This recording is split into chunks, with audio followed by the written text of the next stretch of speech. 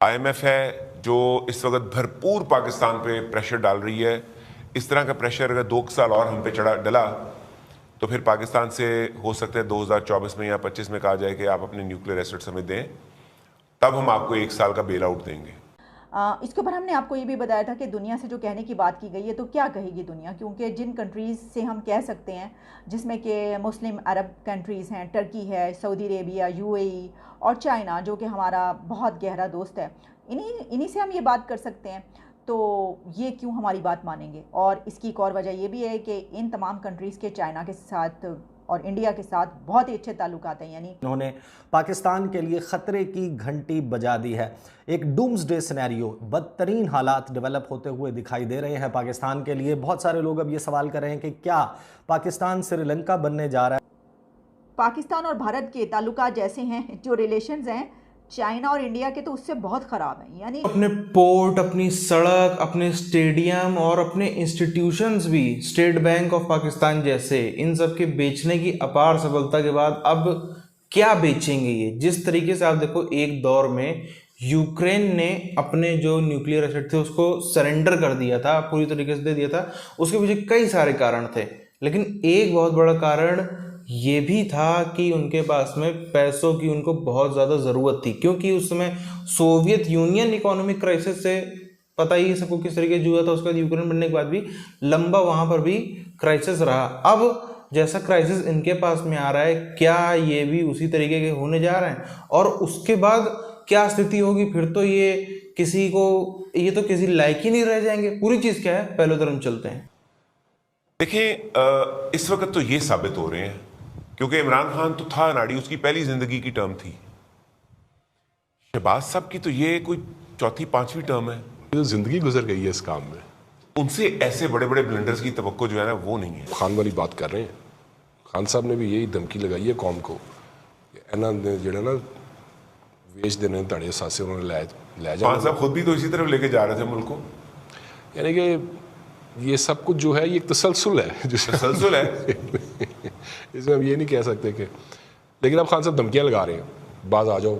इतने बात करते हैं, सबसे पहले तो आपको ये बताई देते हैं कि चाइना की तरफ से एक स्टैंड आ गया है और पाकिस्तान ने जो ये बात की थी कि G20 की प्लानिंग हो रही है कि इंडिया G20 की कुछ मीटिंग्स, एक मीटिंग की वैसे अभी तक यही शुनीद है, यही खबर सुनाई दे रही है, लेकिन कहा जा रहा है कि कुछ मीटिंग्स जो हैं वो G20 के कश्मीर में करवाने का उन्होंने प्लान किया। तो इसके ऊपर पाकिस्तान की तरफ से स्टैंड से आया है कि हमें ये कबूल नहीं है। और इसके ऊपर फिर ये कहा गया कि दुनिया इसको देखे, तो दुनिया ने इसको देखा लेकिन कुछ अभी तक कहा नहीं था। हम जिस दुनिया में रह रहे हैं, ये दुनिया बहुत मुख्तलिफ है और इंटरनेशनल डेवलपमेंट्स का जो बैनुल-अक़वामी सियासी मंजरनामा है, उस पर वकूफ़ पज़ीर होने वाले हालात और वाक़यात का बाकायदा अब असर एक आम पाकिस्तानी के ऊपर भी होता है। हमारे यहाँ जो है वो गाँव देहात तक उसका इम्पैक्ट आता है। ये जो दो डेवलपमेंट्स हैं, इन्होंने पाकिस्तान को बाकायदा बराह रास्त मुतासर करना है। ये दो तो उन्होंने अभी हमें जो है वो पैसा भी दिया है, और वो नहीं भी कहेंगे तो वो कहेंगे क्या कर लोगे हमारा। लेकिन जब आपके कुछ अलाइंस होते हैं और वहाँ यहाँ पे उनका सिपैक चल रहा है, तो फिर ये माननी पड़ती है बात। मेरा अभी तक यही है, आगे जैसे डेवलपमेंट होगी ज़रूर आपके सामने रखेंगे।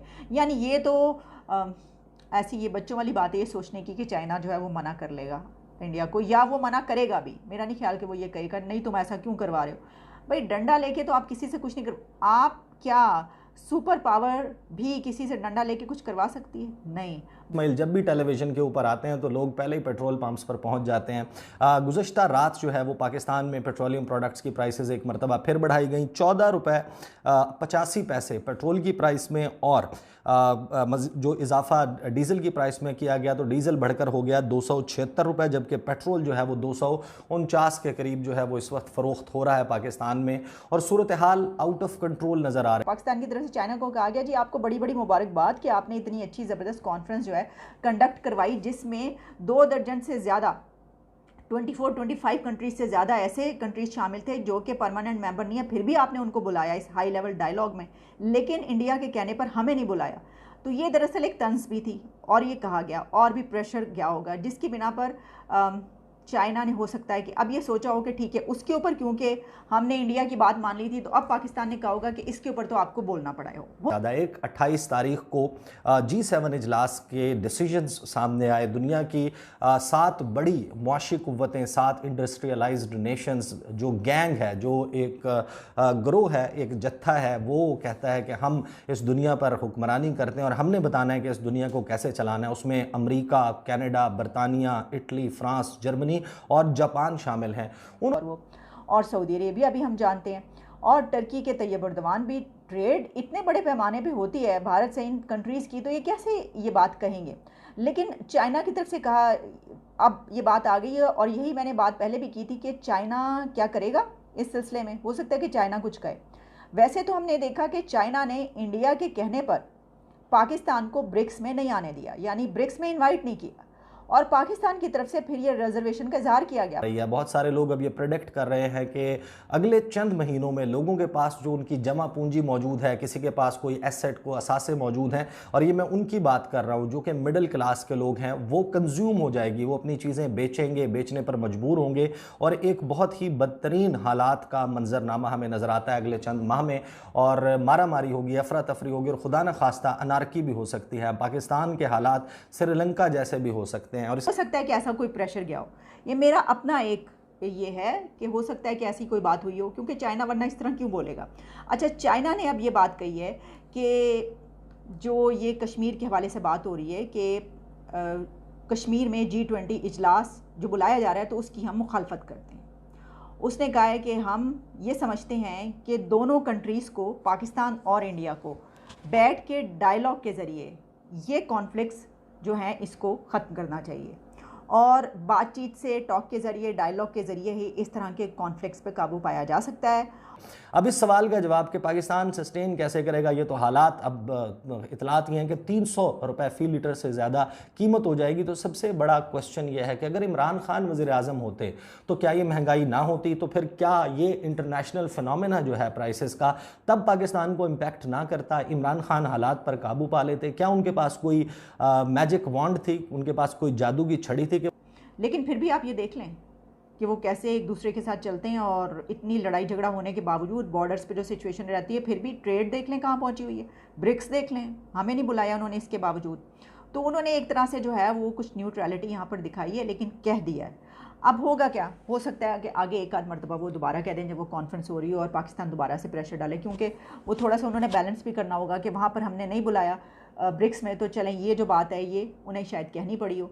है अगर पाकिस्तान इससे पहले $80 फ़ी बैरल या $60 या $70 फ़ी बैरल के ऊपर पेट्रोलियम प्रोडक्ट्स को परचेज़ कर रहा था, तो अब वही कीमत जो है वो $110, $120, $122 फ़ी बैरल पर चली गई है। तो जाहिर है कि पाकिस्तान के लिए ये बहुत मुश्किल है, क्योंकि पाकिस्तान को बहुत अमीर मुल्क नहीं है, बहुत ज़्यादा तरक्की याफ्ता मुल्क नहीं है, पाकिस्तान की बरामदात ज़्यादा नहीं है। पाकिस्तान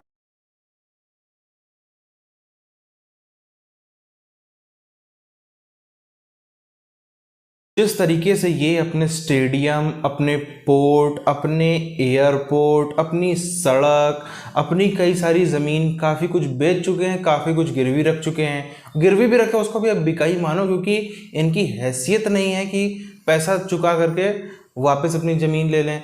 उसी तरीके से अपने इंस्टीट्यूशंस भी ये बेच चुके हैं। और बेचा किसको? कुछ चाइना को बेचा, कुछ इन्होंने अमेरिका को, इनडायरेक्ट में IMF को इन्होंने बेचा या गिरवी रखा, हम जो उसको कह लें।